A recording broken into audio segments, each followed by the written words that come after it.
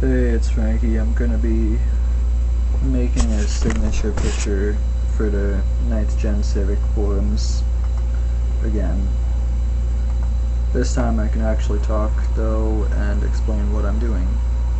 Alright, so first I've got to find the picture that I want to add into it. And I know exactly which one I want. Now it's a lot easier to do if you have less glare from the sunlight in the picture. It's a lot easier to crop. And another thing that makes it easier to crop is having a background that does not match the color of your car. Like this background works perfectly. There's a bit of a glare, but it's just on the window. I'm going to see if I have another one. And if not, I'm going to use that one. That one looks good. That one looks better. So I saved the picture.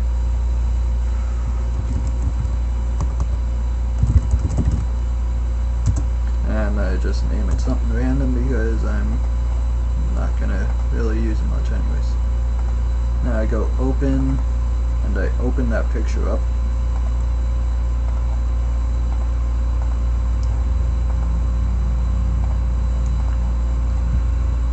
And now for our signature pictures, we use a maximum of 500 pixels wide by 200 pixels high. And when I make a picture in Photoshop, I use resolution 300 pixels per inch because it looks pretty good in my own opinion. Test signature picture. Now, before I get to this over here, I am going to create my backdrop. So I go black, and I go render clouds. Yes, I know that's not black, but that's how it likes it. And now I'll go sketch, and I'll use charcoal this time.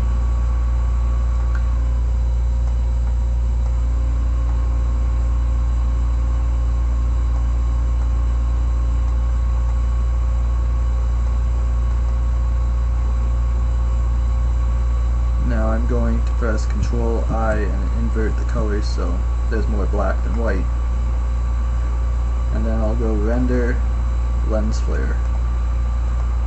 I'm going to use a movie prime lens flare because I like the animation it gives off. And now I'm going to cover this in with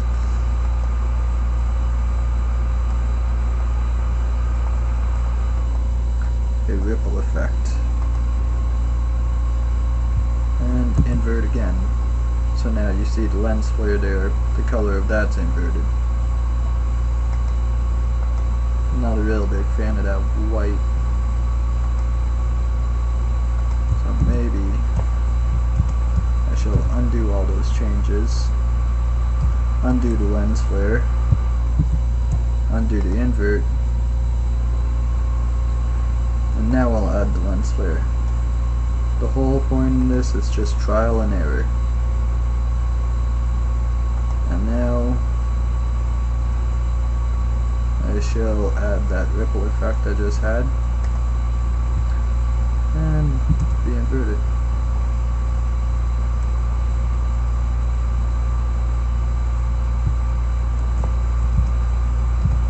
Undo that. So this isn't really working out because that lens flare blends too much into the white from using the charcoal effect. So I'm just going to completely remove that and start it over again.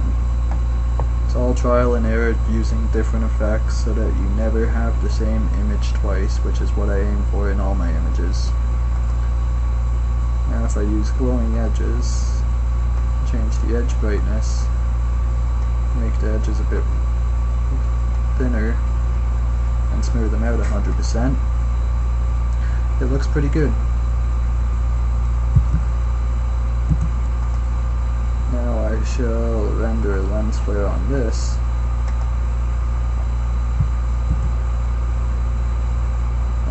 it's going to look pretty good actually. So I'll invert it, and then I will cover it in with... No, I don't think I'm going to ripple effect it. If I do glass, it's a wee bit better of an effect.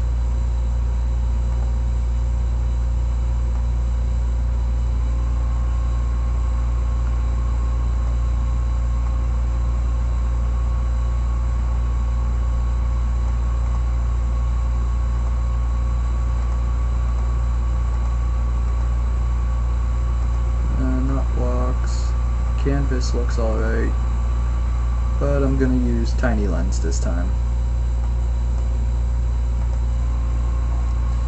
Alright, and there we have the backdrop. I'm gonna add something else since I promised a tutorial on how to do lightning. Here's the tutorial on how to do lightning, right in the middle. Go filter, and go render, and render your clouds. Now next you have to render difference clouds, which need the clouds to be based off of. And there you have that. Now you can go down to the bottom right corner here and create a new filter or adjustment. And we want to do levels, but I'm just going to press Ctrl L and it opens up the exact same window. Now you adjust it and it's taking away from the dark here. By adjusting this middle one, it's pulling the dark towards the lines themselves. So the more you do that, the more you get lightning bolt shaped patterns. And you can bring this one in to make them a bit more defined.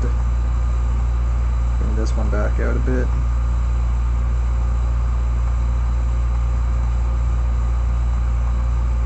And there you have them a bit more defined.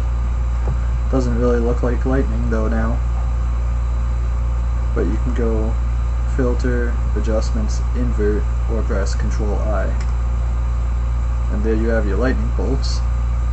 And now you have this big black patch in the background too, so you press Ctrl U, or you go down here again and click on Hue and Saturation. And then you can adjust the lightness to make it darker, make it brighter, and you can colorize.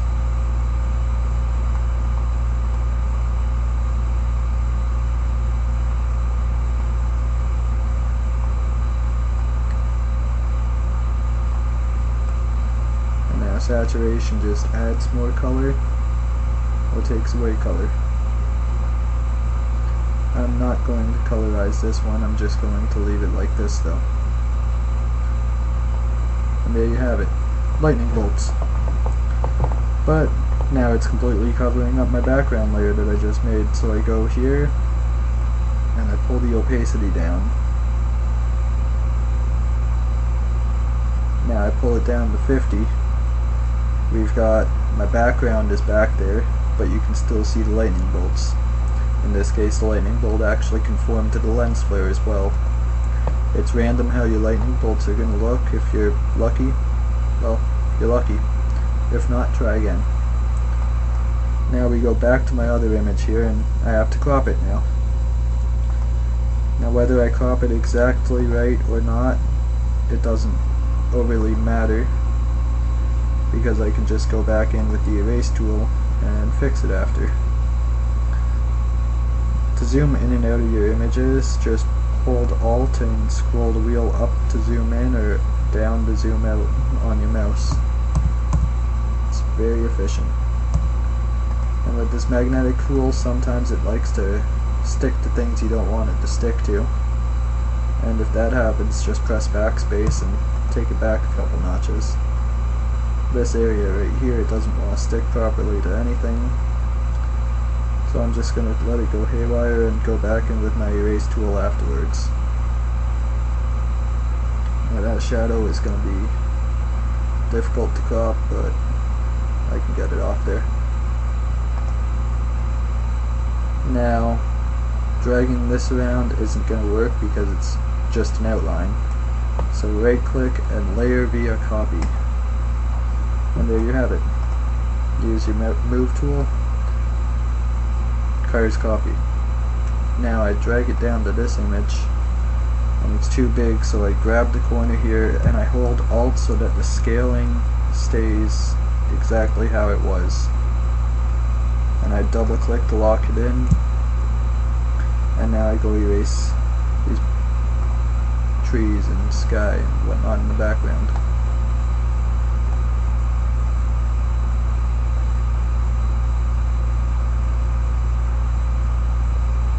This can be a 5-minute process or a 50-minute process depending on how long and how detailed you want it to be. In my case, I am way too lazy to sit there that long and not that meticulous. So mine normally take about 5 to 10 minutes to do. Be careful right there because there is a reflection on the bumper. Now my eraser tool is too big to fit in there, so I take it down a couple more pixels. Just go over it a couple times until it's completely gone. Then bring it back up to 4 pixels where it was.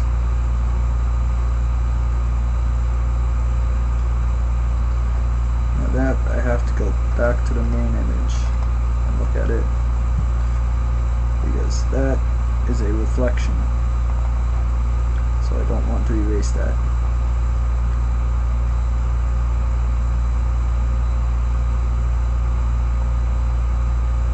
That's part of the shadow.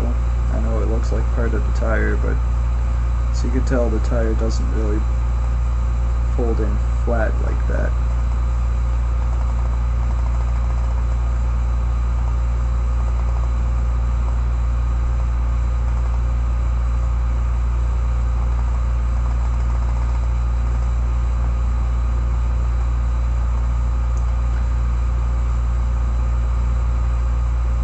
That black spot there is the tire on the other side, so don't want to erase that either.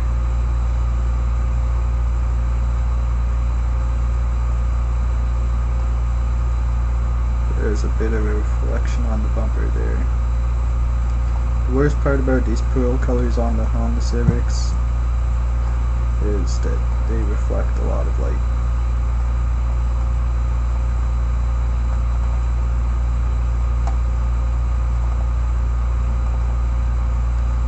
That there is the other tire, so not erasing that.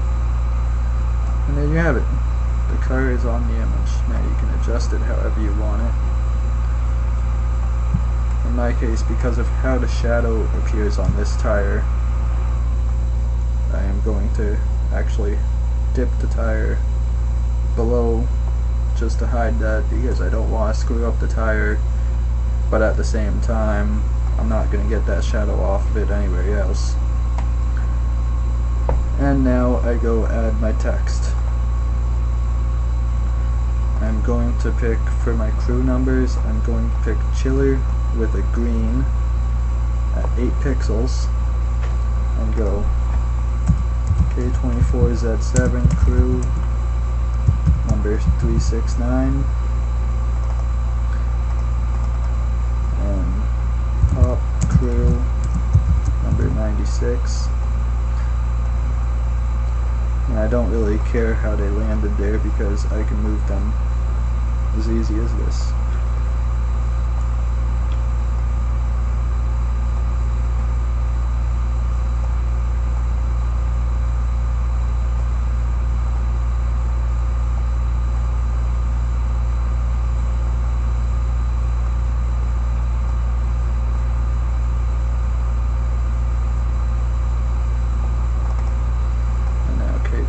Z7 I will put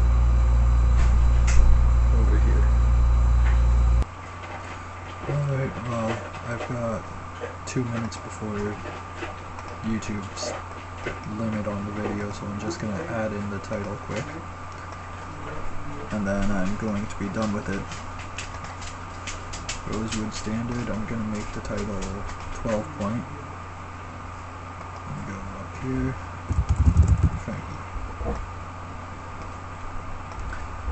Now with that one I want to take off the bold so you can actually read it, and I'm going